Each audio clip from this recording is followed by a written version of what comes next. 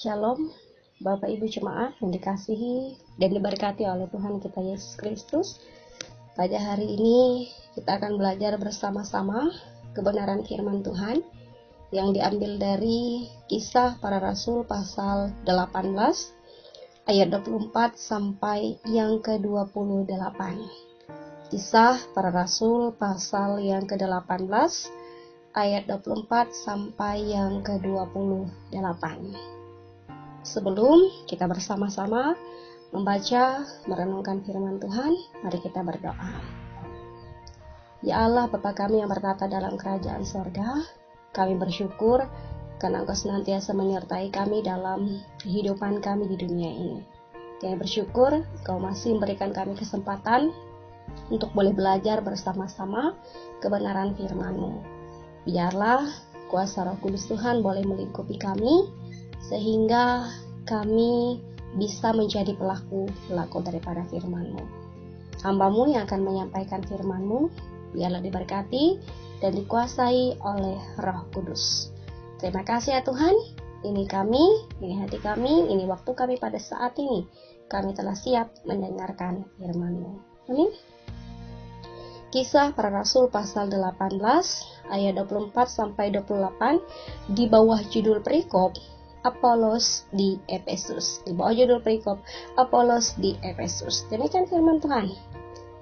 Sementara itu, datanglah ke Efesus orang Yahudi bernama Apolos yang berasal dari Alexandria. Ia seorang yang fasih berbicara dan sangat mahir dalam soal-soal kitab suci.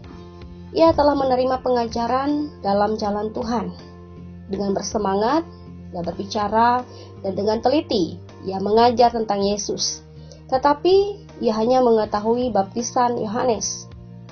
Ia mulai mengajar dengan berani di rumah ibadat. Tetapi setelah Priscilla dan Aquila mendengarnya, mereka membawa dia ke rumah mereka dan dengan teliti menjelaskan kepadanya jalan Allah. Karena Apolos ingin menyeberang ke Akaya, saudara-saudara di Efesus mengirim surat kepada murid-murid di situ, supaya mereka menyambut dia. Setibanya di Akaya, maka ia, oleh kasih karunia Allah, menjadi seorang yang sangat berguna bagi orang-orang yang percaya. Sebab dengan tak jemu-jemu, ia membantah orang-orang Yahudi di muka umum dan membuktikan dari kitab suci bahwa Yesus adalah Mesias. Yang berbahagia ialah mereka yang boleh mendengarkan firman Allah dan yang memeliharanya. Amin. Bapak Ibu Jemaat yang dikasihi dalam Tuhan kita Yesus Kristus, pada hari ini kita akan belajar bersama-sama tentang satu tokoh Alkitab yang sudah kita baca tadi, tentang satu tokoh Alkitab yang bernama Apolos. Dikatakan bahwa Apolos ini adalah seorang Yahudi yang berasal dari Alexandria. Dikatakan atau diceritakan dalam nas kita pada hari ini bahwa ia adalah seorang yang fasih berbicara. Ia juga mahir dalam soal-soal kitab suci. Ia juga memiliki semangat dalam pengajaran. Ia juga memiliki sifat yang rendah hati. Oleh sebab itu, ia juga berguna. Ia bermanfaat bagi orang lain. Menarik untuk kita boleh contohi dan teladani dalam kehidupan kita pada saat ini. Bapak Ibu Jemaat yang dikasihi dan diberkati oleh Tuhan kita Yesus Kristus, ada beberapa hal yang akan kita lebih dalami lagi, yang akan kita renungkan lagi dari seorang tokoh, yaitu Apolos tadi. Hal yang pertama, dikatakan bahwa Apolos adalah seorang yang mahir dalam soal kitab suci. Tentunya kalau ia adalah seorang yang mahir dalam kitab suci, ia adalah seorang yang sangat tekun untuk belajar kitab suci. Artinya, kemahirannya itu bukan ia dapatkan dengan cara yang mudah, tetapi karena ketekunannya saat ia belajar akan kitab suci. Oleh sebab itu di sini, ajakan bagi kita sekalian pada saat ini adalah kita mencontohi sikap teladan daripada Apolos ini yang sangat tekun belajar kitab suci. Kita diajak dari saat ini, entah usia kita berapapun pada saat ini, kita diajak untuk tekun, untuk disiplin belajar firman Allah.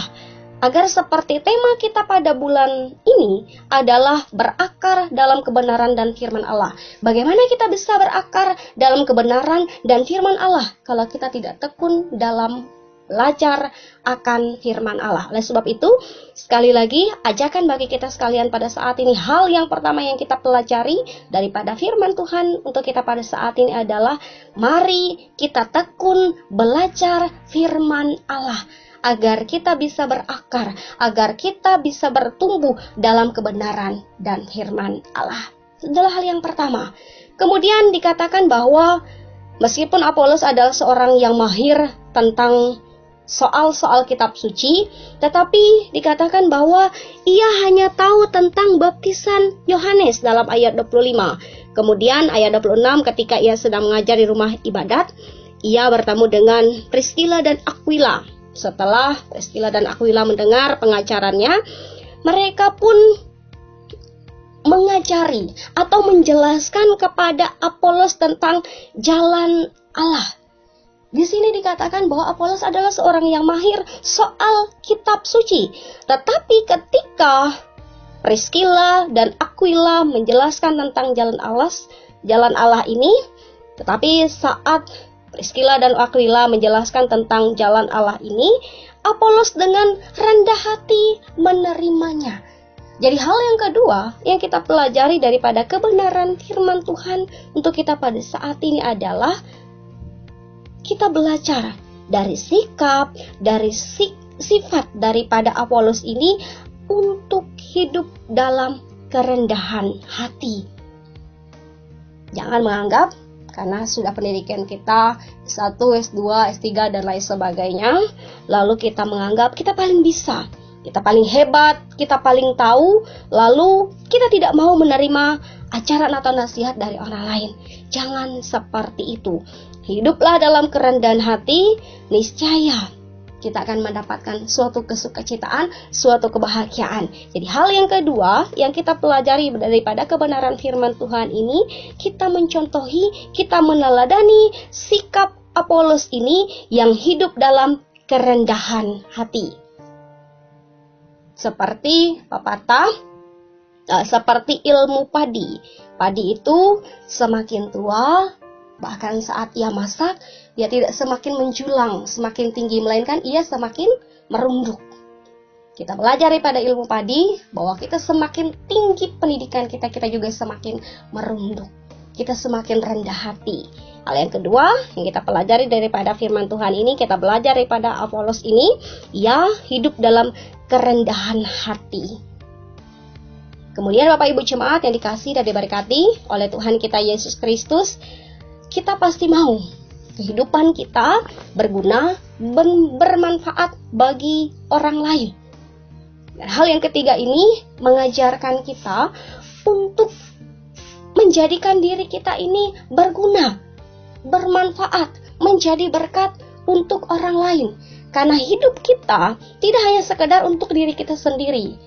Kita diberikan suatu tugas oleh Allah untuk menjadi berkat bagi orang sekitar kita, untuk menjadi berguna bagi orang sekitar kita. Kita diajak untuk menjadi garam dan terang dunia. Sebab itu mari kita menjadikan hidup kita ini berguna, bermanfaat, menjadi berkat bagi orang lain. Talenta, karunia yang telah Tuhan titipkan dalam kehidupan kita, bahkan apapun yang kita punya pada saat ini, mari kita pergunakan semuanya itu untuk menjadi berkat bagi orang lain. Ada 3 hal yang kita pelajari daripada kebenaran firman Tuhan ini. Yang pertama, kita diajar atau kita diajak untuk senantiasa bertekun dalam kebenaran firman Tuhan. Yang kedua, mari kita hidup dalam kerendahan hati. Dan yang ketiga, mari kita menjadikan hidup kita berguna, bermanfaat, menjadi berkat bagi orang di sekitar kita. Amin untuk firman Tuhan. Baik Bapak Ibu Jemaat, kita akan bersama-sama berdoa untuk PI yang ada di Ngiang Nyaling sana. Mari kita berdoa. Bapa di dalam Yesus Kristus, kami bersyukur kebenaran firman-Mu telah dinyatakan bagi kami sekalian pada saat ini. Biarlah kami boleh belajar bersama, sehingga kami diubahkan menjadi manusia-manusia yang baru, yang hidup sesuai dengan kebenaran firman-Mu. Biarlah kuasa Roh Kudus-Mu boleh menuntun kami, untuk kami boleh senantiasa hidup berkenan di hadapan Engkau saja. Biarlah firman-Mu itu boleh berakar, bertumbuh dalam kehidupan kami, bahkan berbuah, sehingga kami boleh senantiasa menyatakan kasih-Mu dalam kehidupan kami. Pada saatnya Tuhan, kami bersama-sama menyatukan hati pemikiran kami. Kami berdoa untuk PI yang ada di Ngiang Nyaling sana. Diberkatilah pekabaran Injil yang ada di sana, meskipun kami pada saat ini baru masuki tatanan hidup baru yang normal ini, tapi biarlah PI ini terus semakin maju, sehingga setiap orang yang ada di sana, yang berada di sana, boleh menerima Injil-Mu ya Tuhan. Mereka boleh semakin meneguhkan iman pengharapan mereka di dalam Tuhan, sehingga dengan demikian mereka mampu senantiasa berpengharapan, berpegang teguh pada kebenaran firman-Mu. Biarlah Tuhan Engkau rangkul mereka, Engkau senantiasa bimbing mereka, agar hidup dan kehidupan yang boleh mereka jalani, mereka senantiasa menjadikan firman-Mu sebagai jalan kebenaran hidup mereka. Terima kasih ya Tuhan, berkati setiap pekerjaan mereka, tugas tanggung jawab mereka. Biarlah mereka pun boleh menjadi berkat-Mu dalam kehidupan mereka bersama setiap orang yang ada di sekitar mereka. Berkati pelayanan yang ada, biarlah semuanya boleh mendatangkan kesukacitaan, mendatangkan berkat, sehingga nama Tuhan boleh semakin dipuji dan dipermuliakan. Apapun yang mereka perlukan pada saat ini dalam kabaran Injil ini, biarlah semuanya Tuhan, Engkau yang akan mencukupkan dalam kehidupan mereka. Saya berdoa, biarlah semuanya jadi menurut kehendak Tuhan saja. Ini permohonan doa kami, dalam nama Yesus Kristus, kami alaskan dengan doa Bapa kami. Bapa kami ada di sorga, dikuduskanlah nama-Mu, datanglah kerajaan-Mu, jadilah kehendak-Mu di bumi seperti di sorga. Berikanlah kami pada hari ini makanan kami yang secukupnya, dan ampunilah kami kesalahan kami, seperti kami juga pun mengampuni orang yang bersalah kepada kami. Jangan bawa kami ke dalam pencobaan, tapi lepaskanlah kami daripada yang jahat, karena Engkaulah yang punya kerajaan dan kuasa dan kemuliaan sampai selama-lamanya. Amin.